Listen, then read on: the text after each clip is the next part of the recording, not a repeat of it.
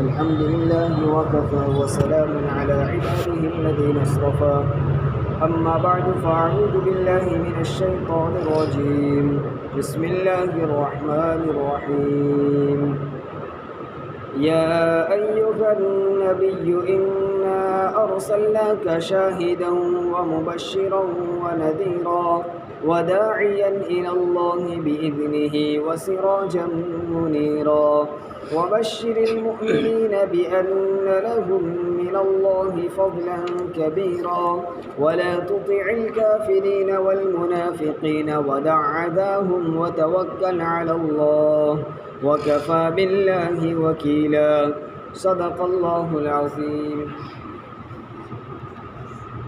یہ سورہ احزاب کی چند آیتیں ہیں۔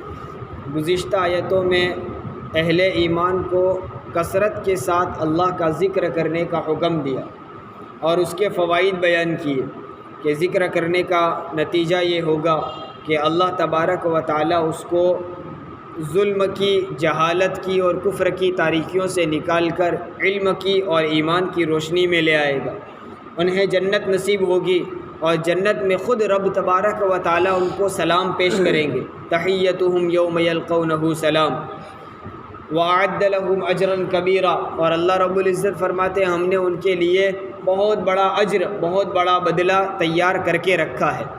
اب نبی کریم صلی اللہ علیہ وسلم کو مخاطب کر کے اللہ رب العزت فرماتے ہیں کہ یہ سارے انعامات، اہل ایمان کو ملنے والی نعمتیں، جنت اور جنت میں فرشتوں کی طرف سے اور اللہ کی طرف سے سلام پیش کیا جانا، اجر عظیم کا وعدہ، یہ ساری چیزیں آپ صلی اللہ علیہ وسلم کے صدقے اور آپ کے واسطے ہی سے امت کو ملی ہے۔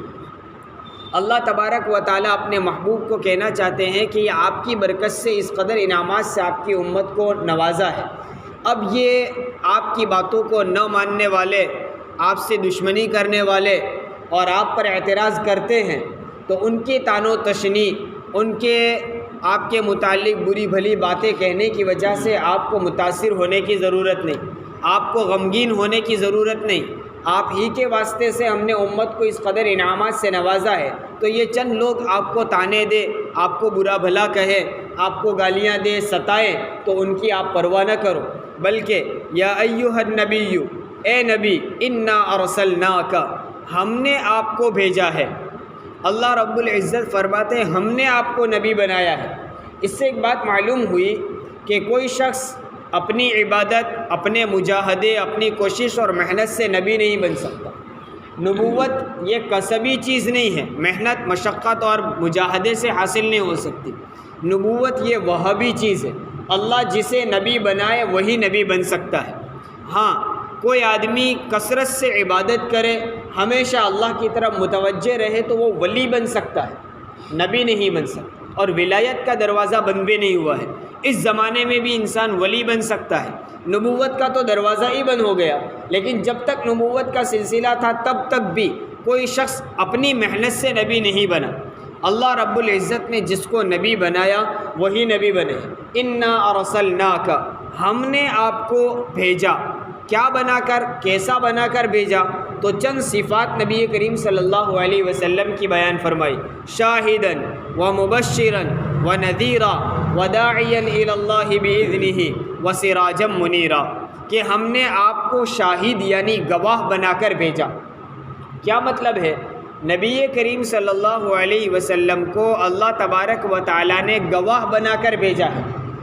اس کا کیا مطلب ہے؟ مفسرین فرماتے ہیں کہ قیامت میں اللہ تبارک و تعالیٰ کے دربار میں حضرت نوح علیہ السلام کی حاضری ہوگی اور ان کی پیشی ہوگی۔ اللہ تبارک و تعالیٰ نوح علیہ السلام سے پوچھیں گے کہ ہم نے جو پیغام تمہاری امت تک پہنچانے کو دیا تھا، تم نے اپنی امت تک وہ ہمارا پیغام اور ہمارے احکام پہنچائے یا نہیں؟ نوح علیہ السلام نے تقریباً 950 سال تک تبلیغ کی اور بھرپور محنتیں کی اور نہ جانے کیسی کیسی تکلیفیں برداشت کی۔ ہر نبی نے اللہ کے حکم کو مکمل طور پر پہنچایا۔ نوح علیہ السلام سے بھی سوال ہوگا کہ ہم نے جو احکام دیے تھے آپ نے اپنی امت کو پہنچائے یا نہیں؟ نوح علیہ السلام فرمائیں گے کہ جی اللہ، ہم نے آپ کے احکام کو مکمل طور پر میری امت تک میں نے پہنچا دیے۔ پھر نوح علیہ السلام کی امت کی حاضری ہوگی، ان کی پیشی ہوگی۔ اللہ تبارک و تعالیٰ نوح علیہ السلام کی امت سے پوچھیں گے کہ تم تک میرا پیغام پہنچا تھا یا نہیں؟ تمہارے پاس کوئی نبی آ کر میری پہچان کروائی تھی یا نہیں؟ میرے احکام تم تک پہنچائے تھے یا نہیں؟ تو نوح علیہ السلام کی امت جھٹلا دے گی اور کہہ دی ہمارے پاس کوئی نہیں آیا تھا، ہمیں تو کچھ معلوم بھی نہیں تھا، تمہارا کوئی نبی ہمارے پاس نہیں آیا، تمہارا کوئی تعارف ہمیں نہیں کروایا، ہمیں تو کچھ بھی معلوم نہیں ہے تمہارا حکم کیا تھا، ہم تک کسی نے کوئی پیغام نہیں پہنچایا۔ یہ نوح علیہ السلام کی امت اپنے نبی نوح علیہ السلام کو قیامت میں بھی جھٹلا دے گی۔ اب اللہ تبارک و تعالیٰ دوبارہ نوح علیہ السلام سے پوچھیں گے کہ تم کہتے ہو کہ میں نے سب پیغام پہنچا دیے، تو تمہارے پاس کوئی گواہ ہے؟ کوئی گواہ ایسا ہے جو گواہی دے کہ ہاں نوح علیہ السلام نے اپنی امت کو سارے پیغام پہنچا دیے؟ دیکھیے اللہ تبارک و تعالیٰ کے پاس سب کچھ علم ہے، اللہ ہر چیز کا علم رکھتا ہے، سب کچھ جانتا ہے کہ کس نے پیغام پہنچایا اور امت تک کون سی باتیں پہنچی وغیرہ، ساری چیزوں کا علم ہے۔ لیکن پھر بھی اللہ رب العزت قیامت کے میدان میں یہ پوری پروسیجر کرے گا، گویا ایک عدالت قائم کی جائے گی، گواہوں کو لایا جائے گا اور گواہی پر فیصلے ہوں گے۔ کیوں؟ تاکہ وہ امت جو قیامت کے میدان میں آ کر بھی جھٹلا رہی ہے ان کے سامنے بات واضح ہو جائے، ان کے اوپر دلیل قائم ہو جائے۔ تو نوح علیہ السلام سے پوچھا جائے گا تمہارے پاس کوئی گواہ ہے؟ تو نوح علیہ السلام گواہی کے طور پر امت محمدیہ کو پیش کریں گے کہ محمد صلی اللہ علیہ وسلم کی امت سے پوچھو، میں نے سارے پیغام ان تک پہنچا دیے تھے۔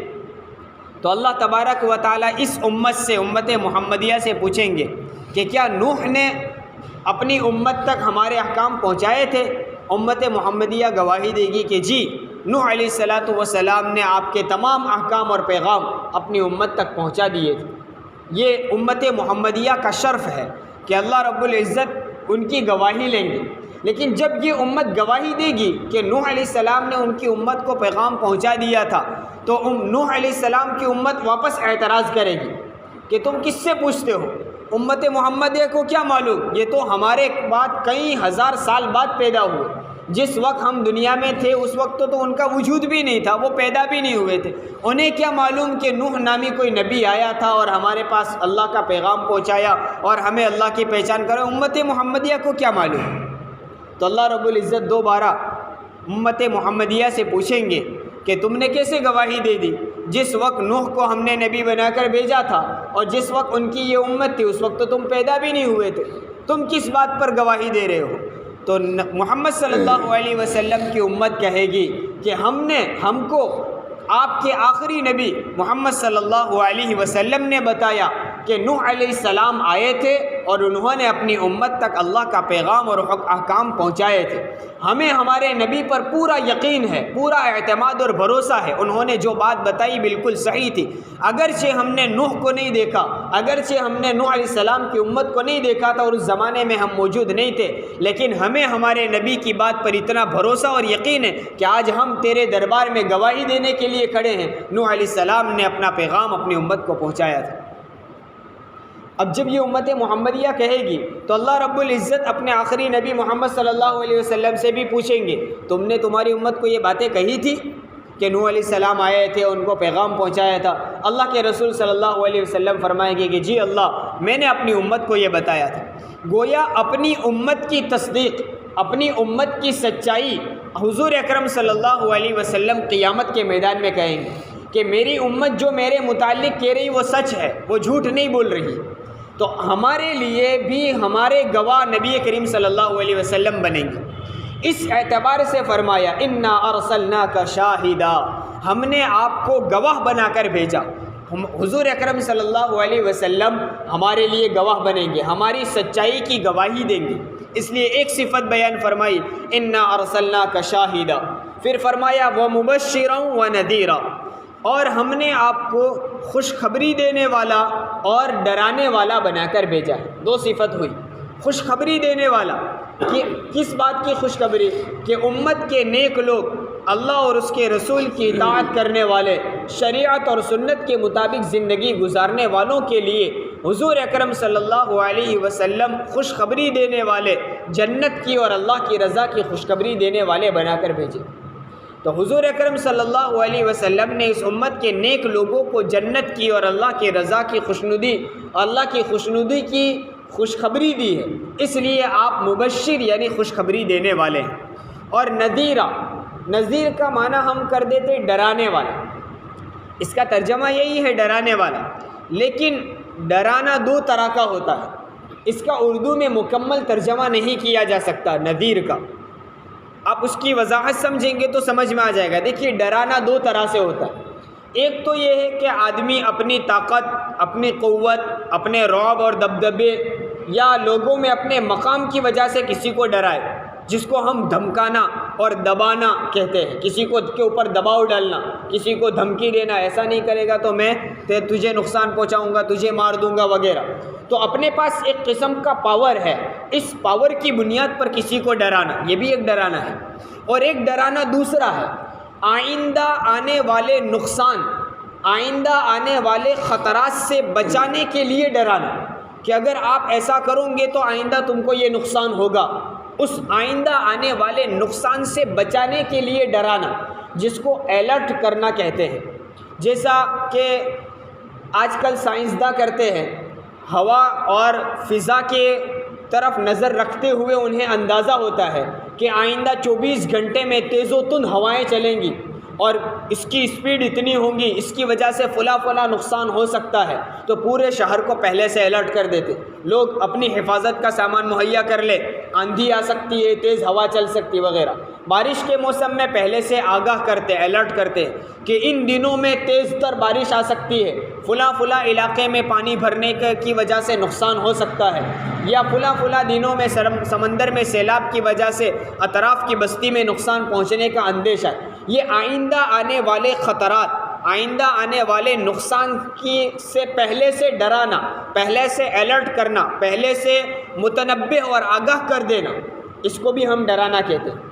اور یہی معنی نذیر کا ہے۔ نبی کریم صلی اللہ علیہ وسلم نذیر، ڈرانے والے بنا کر بھیجے۔ اس کا مطلب یہ نہیں ہے کہ حضور صلی اللہ علیہ وسلم کوئی اپنی طاقت یا فوج کی بنیاد پر یا مال و دولت کی بنیاد پر لوگوں پر دباؤ ڈال کر ڈراتے تھے، ایسا نہیں، بلکہ آئندہ آنے والے خطرات کہ اگر آپ نے اللہ کو نہیں مانا، اللہ کی اطاعت نہیں کی، آپ توحید پرستی پر نہیں آئے، آپ نے مجھے رسول نہیں مانا، آپ نے شریعت کی اور سنت کی اتباع اور پیروی نہیں کی، تو آئندہ آپ کے اس دنیا سے جانے کے بعد قبر میں اور آخرت میں نقصان ہو سکتا ہے۔ اس نقصان سے ڈرانے کے لیے حضور اکرم صلی اللہ علیہ وسلم نے امت کو پہلے سے گویا الرٹ کیا، یہ معنی ہے نذیر کا۔ تو آپ نذیر بنا کر پہلے سے امت کو آگاہ کرنے والے، آئندہ خطرات سے بچانے کے لیے پہلے سے آپ متنبہ کرنے والے بنا کر بھیجے گئے۔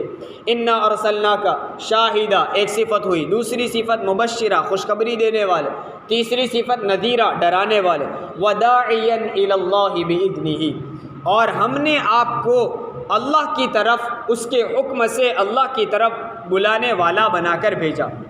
آپ صلی اللہ علیہ وسلم کو اللہ نے بھیجا کہ آپ دنیا میں جائیے اور دنیا کے لوگوں کو اللہ کی طرف دعوت دیجیے، اللہ کی طرف بلائیے، اللہ کی طرف تبلیغ کیجیے، ہمارا پیغام لوگوں تک پہنچائیے، تبلیغ کیجیے اور لوگوں کو اللہ سے جوڑیے، غیر اللہ سے ہٹا کر اللہ سے رشتہ قائم کرنے کی محنت کریں۔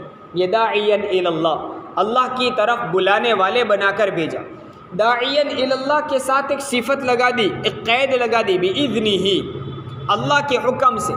دیکھیے اللہ رب العزت نے کہا ہم نے آپ کو گواہ بنایا، لیکن وہاں یوں نہیں کہا کہ ہمارے حکم سے، خوشخبری دینے والا بنایا، لیکن وہاں یوں نہیں کہا کہ ہمارے حکم سے خوشخبری دیجیے، اور نذیر ڈرانے والا، لیکن وہاں یہ نہیں کہا کہ ہمارے حکم سے ڈرانے والا۔